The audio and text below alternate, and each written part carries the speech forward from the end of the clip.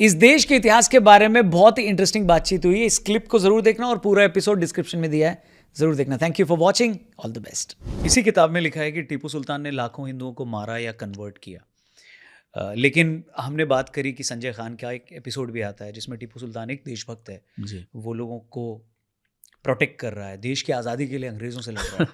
सो ये कन्फ्यूजन कैसे दूर करेंगे अगर जो दर्शक देख रहे हैं, जो यंगस्टर्स देख रहे हैं, या उस टाइम पे जिन्होंने सीरियल देखा था, मैं बहुत छोटा था, मुझे बहुत ही हल्का सा याद है, और बाद में उसका जब रिपीट आया तो हम बड़े होके हमने देखा। हाँ, सो क्या क्या कहेंगे इस पे आप? देखिए, विडंबना ये है कि जो लोग कहते हैं कि हम एक राष्ट्र ही नहीं थे, those who find nationalism as a bad word, और अंग्रेज़ों के आने के बाद हम भारत बने, ऐसे ही लोग ये भी दे प्रोपोगेट दैट टीपू सुल्तान ने इस राष्ट्र के लिए लड़ाई की, वो देशभक्त था। जब देश ही नहीं था तो कौन सा देश का भक्त था वो, और कौन सी लड़ाई लड़ रहा था? तो you can have it both ways. Right. तो और ऐसा देशभक्त जो अंग्रेज़ों के खिलाफ तो लड़ाई कर रहा था, पर उसके लिए फ्रेंच की मदद ले रहा था, और French were as imperialist as the British. अगर बाय चांस कोई नियति का खेल होके अगर टीपू सुल्तान जीत जाता, तो आज शायद बीच बीच में जो अंग्रेजी आ रही है हमारी बातचीत में, उसके बजाय फ्रेंच आती हमारे बीच में, क्योंकि India would have become a French colony. तो to call him freedom fighter of India, the first freedom fighter, ऐसे सत्य से बहुत बहुत दूर है वो। He was a very brave soldier, उसका कोई दो राय नहीं है। और अंग्रेज़ों के खिलाफ इतनी कटुता, इतनी शत्रुता थी उसके मन में। He used to literally hate them viscerally and he wanted them out. पर he took the French help and he was fighting the British. Just वो मराठाओं के साथ भी लड़ाई हो रही थी उसी समय, निज़ाम के साथ हो रही थी, आरकॉट के नवाब के साथ। in the long list of people he was fighting with, the British were one of them. So उसको कोई राष्ट्र भक्ति या देश प्रेम ऐसा हम नहीं मान सकते। और दूसरी बात जो आपने कहा कि जो क्रूरता उसने की, बर्बरता, न केवल हिंदुओं पे बट क्रिश्चियंस पे, जो उसके धर्म से जुड़े नहीं थे उन सब पे, उसमें भी लोग बोलते हैं कि उस जमाने में violence was a part of kingship. जो राजा थे सब क्रूर थे। हाँ, सब क्रूर तो थे, it was a pre modern era, आज के स्टैंडर्ड से हम जज नहीं कर सकते किसी को, पर कुछ लोग बाकियों से ज़्यादा वायलेंट थे, ज़्यादा बर्बर थे, और टीपू सुल्तान बिल्कुल उसी कैटेगरी में आते हैं। तो बहुत सारे कम्युनिटीज़ आज भी हैं केरला में और मेरे राज्य कर्नाटका में, जो आहत हैं, जो 200-250 साल पहले इन्होंने जो बर्बरताएं की, उन सब को लेके आज भी आहत हैं। मंडियम अयंगार्स नाम की एक कम्युनिटी है, अयंगार्स का ग्रुप, जो भारद्वाज गोत्र को बिलोंग करते हैं। नरक चतुर्दशी, दिवाली के एक दिन पहले, उसी कम्युनिटी के 700 लोगों को, पुरुष, महिला और बच्चे, इनको बर्बरता से इसने मार डाला। और क्यों ऐसा किया? क्योंकि उसी कम्युनिटी के दो जो लोग थे, वो जो डिस्प्लेस्ड वाडियार राज परिवार था, उसके बिहाफ पे अंग्रेज़ों के साथ मैसेजेस भेज रहे थे। उनको पकड़ नहीं पाया, तो उनके सारे कम्युनिटी को इसका they had to bear the Brunt.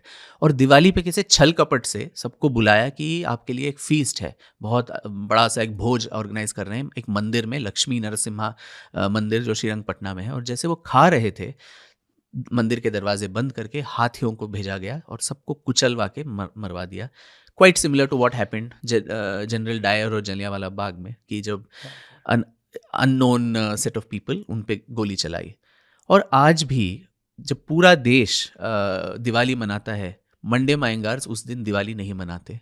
वो आज भी 200 साल के बाद वो उस दिन को एक श्राद्ध और मोर्निंग के तरह से मनाते हैं। ये हो गया मंडियम अयंगार्स की बात। सिमिलरली मैंगलोर के जो क्रिश्चियंस थे, ऑलमोस्ट 60,000 और 80,000 के बीच इतनी संख्या के क्रिश्चियंस मैंगलोर से लेके श्रीरंगपटना हाथियों के पैर में बांध के उनको वहाँ से खींच के लेके आया गया। ऑलमोस्ट 300 किलोमीटर दूर गर्भवती महिलाएं, उनको भी चलवाया गया। रास्ते में बहुत सारे लोगों ने डिलीवर भी किया बेबीज़। बच्चे मर जाते या माँ मर जाती तो उनका एक अंतिम संस्कार भी नहीं कर पाए लोग। ऐसे लाशों को वहीं छोड़ दिया कि चील, कौवे और कुत्ते उसको खाएं। और बहुत सारे लोग मर गए। ऑलमोस्ट 27 चर्चेस जो मैंगलोर और उसके आसपास है, उन सबको तोड़े गए। और श्रीरंगपटना जो राजधानी थी वहाँ आने के बाद अगर वो धर्मांतरण नहीं करते तो उनके नाक और जीभ काट दिए जाते थे, उनको गधों पे बिठा के उनको ले जाया जाता था प्रोसेशन पे। तो ऐसे अनटोल्ड मिजरीज ये सब टीपू सुल्तान ने किया। द ग्रेट पेट्रियट टिपू सुल्तान। और जो केरला ने जिस तरह, स्पेशली नॉर्दर्न केरला जिसको मलाबार कहते हैं, वहाँ पे जिस तरह से उस पूरे कालखंड जहाँ टिप्पू ने मिलिट्री रेजीम चलाया उसको मलयालम में पड़योट्ट कालम बोलते हैं, which was a most horrific time. और कैलिकट, मलप्पुरम, ये northern districts, they bore the maximum Brunt. तो वहाँ भी महिलाएं, बच्चे, सबको मार दिए गए। ऑलमोस्ट 4 लाख से ज़्यादा लोगों का धर्मांतरण किया। और ये कोई और नहीं बताता, वो खुद बहुत ही गर्व से अपने लेटर्स में बताता है कि अपने कमांडर्स को, मैंने इतने लोगों को सही धर्म का रास्ता दिखाया और उनका सरकमसिशन किया, उनको धर्मांतरण किया। और कूर्ग में जो कोडवा समाज है वो बहुत ही एक वैलरस, शिवलरस कम्युनिटी है।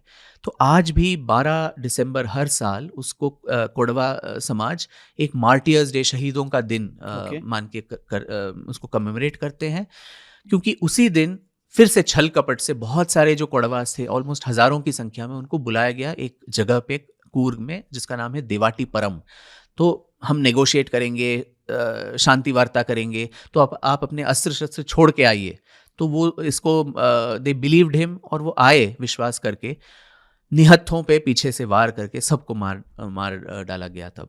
और उसके ज़ैनुल अबिदीन शुस्त्री नाम का एक कमांडर उसको एक पत्र लिखता है जिसमें बोला गया है कि न केवल जो जीवित बंदी हैं, जो मृतक हैं, जो मर गए हैं, उनका भी धर्मांतरण करना है। जो डेड बॉडीज का सरकमसिशन करके उनको भी धर्मांतरण किया। तो रिलीजियस बिगेट्री का ये जो पराकाष्ठा है, आप ये नहीं कह सकते कि उस जमाने में सभी लोग क्रूरी थे।